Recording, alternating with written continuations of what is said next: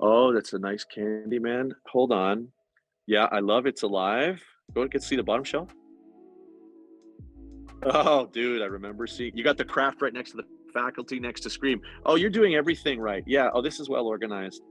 Um, oh, are you a Dead Zone fan? I actually consider it to be slightly lesser Crone, but it's not horrible. I'm a Stephen King completionist. I collect all I the books. see. Yeah. Even his self-directed. Yep. You'll Yep. yeah. Yeah, Dark I Tower. got Maximum Overdrive and stuff like that. Yeah. Yeah, I love the trailer. Well, you know what they say.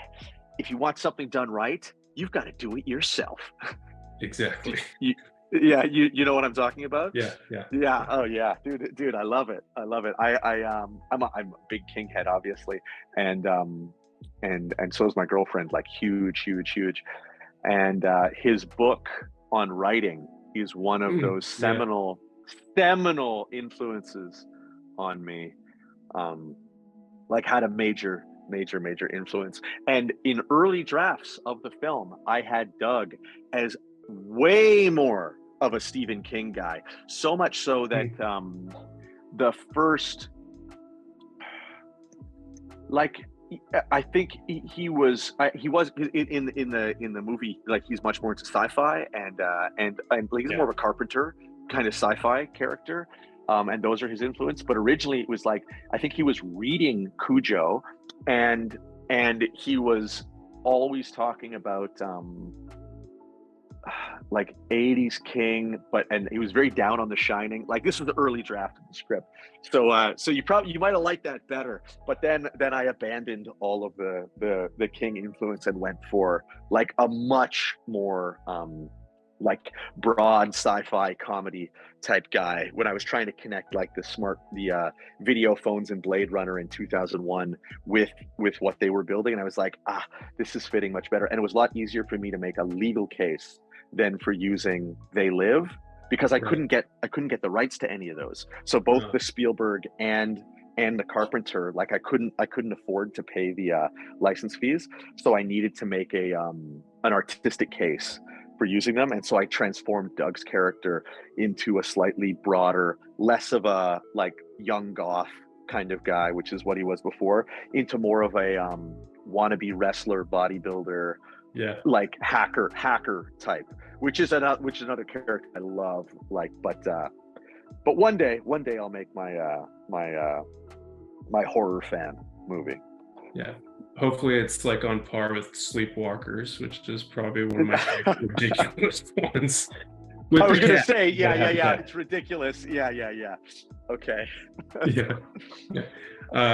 Anyway, at the I think it was the South by Southwest intro, you said that the version that we were watching was different from the version that premiered elsewhere. So yes.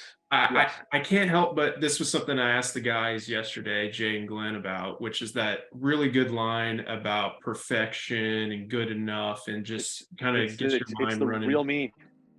It's the real me. Yeah, I bet. Like Mike is more like me than people know, and I did have to deal with the perfect is the enemy of good on this movie, and it was just me finally being like, okay, I won't. And now I refuse to watch the movie. Like I refuse to watch it. It's screened in every like big American city and all over Europe, and I've been there. Like I go to all of the Q&As, but I refuse to watch the movie now that I know I can't change anything, because I'm like Mike, I just hear the buzzing. Buzzing. I sit in there and I'm just like, but I can't fix it, right? So I've just stopped. Last time I watched it was just before South by. Well, you're missing out. It's good. Well, trust me, I've seen it a lot. I don't need to see these three guys go at it anymore. Yeah. I did want to ask about the poetry that's in here, such as the arc that the words co-CEO, they're idiots, good enough, even that kind of. I love their idiots. Yeah. So I'm curious about including those moments, being like aware of like this is the nugget that's just going to come full circle by the end, and just curious about your overall strengths as a creative, where you're like looking for those kind of very deep stuff like that, or the things that are going on in the background, using your camera to inform something that may not be picked up by the actors on set. I learned making my television show that the power of the phrase is almost unmatched in cinema. And that one of my favorite movies is The Sweet Smell of Success. And there is a certain power behind a character repeating a mantra that they don't recognize as a mantra, you Mhm. know, like the fact that Jim thinks he's so much above everybody, and he's so above Mike, you know, this sniveling nerd dropping fruit on his shirt in a taxi ride. Like he's like, this guy is, I'm so above him that when Mike asks him this kind of penetrating, demanding question, why did they fire you? A great question, by the way, right? Yeah. One that Jim really does need to face. Like, you need to face this question, Jim. And the fact that he can just go, oh, because they're idiots, and he believes it, like that. Lines like that, which are so stupid, right? Like the dialogue itself is so simple because they're idiots. I love these moments, and I love Yeah. watching for them in real life. And so I knew when Jim said that then Mike would need to say it to him, and that would Mhm. instantly inform Jim of what had happened to his life. And he would instantly go, "Wait a minute, they're not idiots. My boss wasn't an idiot for firing me. He fired me because I was a fuck up. Oh my God, Mike is a fuck up. Oh my God, we're," and it just all kind of comes colliding on him in 1 second because he didn't realize the weight of what he'd said. And that in many ways happened to me in my real life, Mhm. specifically around that line, a line that I love, where Doug says to Mike, why do you think all these people work here? And then Mike says, because they get to work on the best phone in the world. Yeah. And he means it. I was guilty of saying this to a collaborator who asked me why I thought my friends all work so hard on the films that I make and etc. And I said, because they get to make the best TV show in the world. And it Mhm. was only years later that I was that I realized this for what it was: the tyrannical, despotic leader who is mocked and ridiculed. Like and so I love these lines. I think that words have a kind of magic, and cinema and literature is able to harness them so well, you know. And hey, Stephen's the king. Stephen's the king. Yeah. He does it better than anybody. Yep, yep. I know we're just about out of time, so I'm gonna try to throw a real quick one at you, which Oh is no, yeah, you go ahead. it's emergency movie night. You're screening what?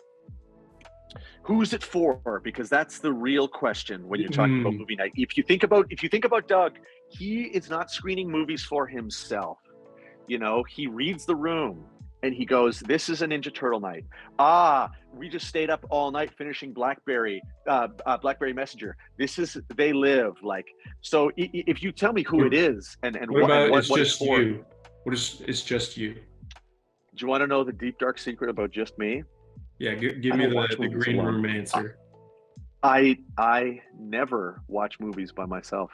I'll Oh, go to a cinema and see films alone in a cinema sometimes, but if I'm alone at home, I don't watch a movie because for some reason I need like the experience of somebody else's eyes to uh you to want to go watch through them it. watch it? Yeah. But well, yeah, it just I find it difficult to watch films when I'm by myself. But just recently, I have I've gotten very interested in a lot of like picaresque buddy films. If I were to do, let's say, I'm going back home to Toronto on Friday, and we need to start the new movie that we're making, which is based on our TV show, and we're going to be doing a few movie nights. And I think With Nail and I is going to be on the docket. I think that's going to be one of the first ones that we watch. Um, and uh, maybe Crumb. We may be watching that. again. Um, let's think of a nice Stephen King that I can throw in this movie night. You got a favorite Stephen King movie?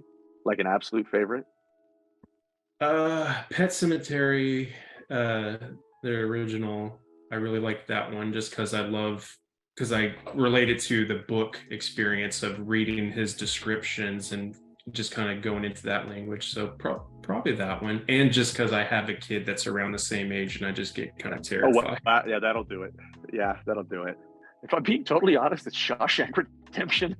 Like, Yeah. that's the one where I'm like, this guy's just such an outsized genius. I can't believe it. I can't believe it, man. And Yeah. actually, we stole so much from Shawshank for this movie. I know it seems insane, but so much of like the way Red talks about Andy's little patterns, this guy, this quiet guy that you just don't expect, who has a deep inner life and wants things so badly, wants things to be right, the sense of injustice he feels. I Mhm. love that line at the beginning where he says, uh, and the weapon that you used to kill your wife could never be recovered from the lake, which is also quite convenient. And he says, "Well, Your Honor, as I'm innocent of this crime, I find it decidedly inconvenient." Yeah. Yeah. Yeah. Well, So I yeah, could, maybe it would maybe be Shawshank. yeah, I mean, that's a good one. I could sit here all day and nerd out with you I and was chat about about to your say the movie. same thing, Preston. It seems like you and I really are birds of a feather. I wish we had longer to talk, but where do you live? Denton, Texas. So that's In about Texas. 30 minutes north of Dallas. Okay, well, you know, the character that I based my character on ran a video game company in Dallas during the '90s called something Ion Storm. A Mm. guy named John Romero, a very interesting guy who invented. He was the art director on Doom and Wolfenstein. Very interesting guy.